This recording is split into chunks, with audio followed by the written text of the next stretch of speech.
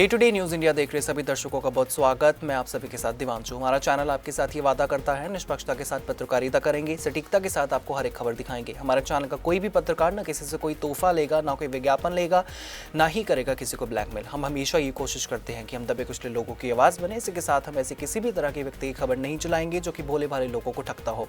इसी के साथ हमारे चैनल का मकसद होगा लोकतंत्र के चौथे स्तंभ को फिर से मजबूत करना। रुक करेंगे देश और दुनिया की तमाम टॉप खबरों का।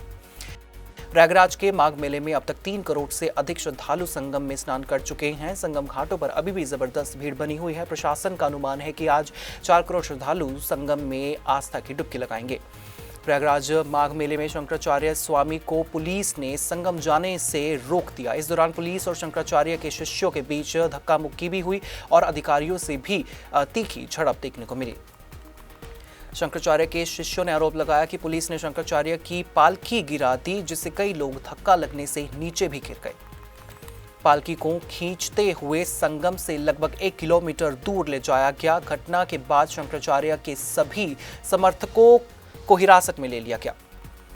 असम में प्रधानमंत्री नरेंद्र मोदी ने कहा कि भाजपा आज देश की जनता की पहली पसंद बन चुकी है। उन्होंने कहा कि देश का मतदाता सुशासन चाहता है। साथ ही पश्चिम बंगाल के सिंगूर में 837 करोड़ रुपए के प्रोजेक्ट्स का शिलान्यास किया। सोनम वांगचुक की पत्नी ने कहा कि सोनम जेल में फर्श पर सो रहे, बैरक में चलने तक की जगह नहीं है। उन्होंने आरोप लगाया कि सरकार जानती है कि इस केस में कोई दम नहीं है। डीजीसीए ने इंडिगो एयरलाइंस पर 22.20 करोड़ रुपए का जुर्माना लगाया। जांच समिति ने गड़बड़ी की 4 बड़ी वजहें बताई हैं। दिसंबर में एयरलाइन की 2500 उड़ानें रद्द हुई थी। केदारनाथ और बद्रीनाथ में अब तक बर्फ नहीं जमी है। नासा की सैटेलाइट तस्वीरों में पहाड़ सूखे और काले नजर आ रहे हैं। तुंगनाथ में 1985 के बाद पहली बार बर्फ गायब है। राजस्थान के एक मजदूर का घर विदेशी पक्षियों का ठिकाना बन गया। अब तक 3000 से ज्यादा साइबेरियन पक्षियों का रेस्क्यू किया गया है, जिसकी अमेरिका, रूस और ब्रिटेन तक सराहना हो रही है। करनाल में आईटीआई की छात्राएं आपस में भिड़ गई। वीडियो में देखा गया कि एक दूसरे के बाल पकड़कर घसीटा गया, बेल्ट से पिटाई हुई और एक छात्रा बेहोश हो गई। मुंबई में मुख्यमंत्री एकनाथ शिंदे के सभी 29 पार्षदों को होटल में शिफ्ट किया गया है। मेयर बनाने के लिए भाजपा को 25 पार्षदों की जरूरत है। शिंदे और अजीत पवार कैबिनेट मीटिंग में नहीं पहुंचे। अल्फला ग्रुप के चेयरमैन की दिल्ली कोर्ट में सुनवाई 31 तारीख को होगी। मनी लॉन्ड्रिंग मामले में चार्जशीट दाखिल की जा चुकी है। आम आदमी पार्टी की नेता आतिशी की वीडियो पर फिर बवाल मचा है। दिल्ली विधानसभा स्पीकर ने वीडियो को सही बताया। वहीं मुख्यमंत्री भगवंत सिंह मान ने कहा कि सीबीआई जांच करा ली जाए। फरीदाबाद में ग्रैप 4 की पाबंदियां लागू कर दी गई हैं। एनसीआर में AQI 450 तक पहुंच गया है और दिल्ली बॉर्डर पर भारी वाहनों की एंट्री बंद कर दी गई है। ग्रीनलैंड में डोनाल्ड ट्रंप के विरोध में हजारों लोग सड़कों पर उतरे। लोगों ने कहा कि हमारा देश बिकाऊ नहीं है। यूरोपियन संघ अमेरिका के साथ ट्रंप एग्रीमेंट रोकने की तैयारी में है। ट्रंप ने गाजा पीस बोर्ड को लेकर इजराइल नाराज है। इजराइल का कहना है कि बिना बातचीत के टीम बनाना नीति के खिलाफ है। इस बोर्ड में भारतवंशी अजय बंगा भी शामिल है। ईरान में एक मां ने लाशों के ढेर से अपनी बेटी का शव खोजा। सुरक्षा बलों ने उसके सिर में गोली मारी थी।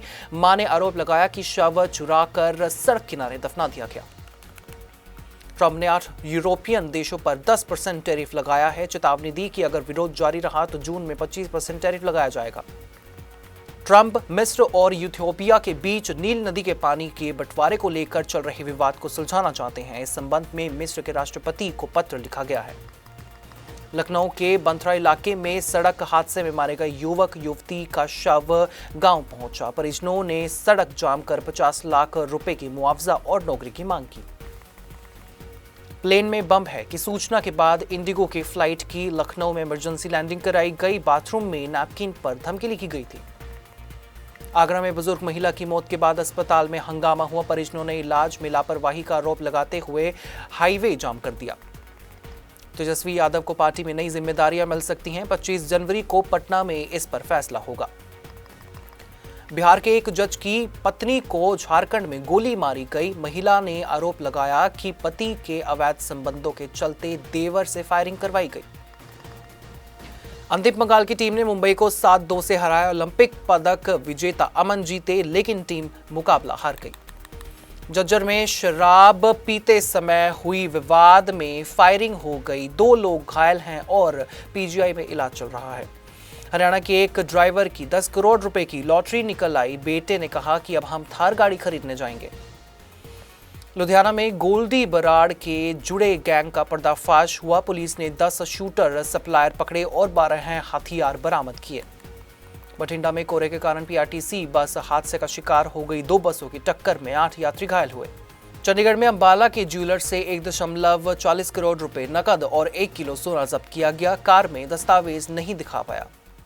इसी तरह से देश और दुनिया की तमाम छोटी और बड़ी खबरें जानने के लिए आप बने रहिए day to day news India के साथ। मुझे दीजिए इजाजत और हमें हर किसी सोशल मीडिया प्लेटफॉर्म पर लाइक, शेयर और सब्सक्राइब करना बिल्कुल भी मत भूलिएगा।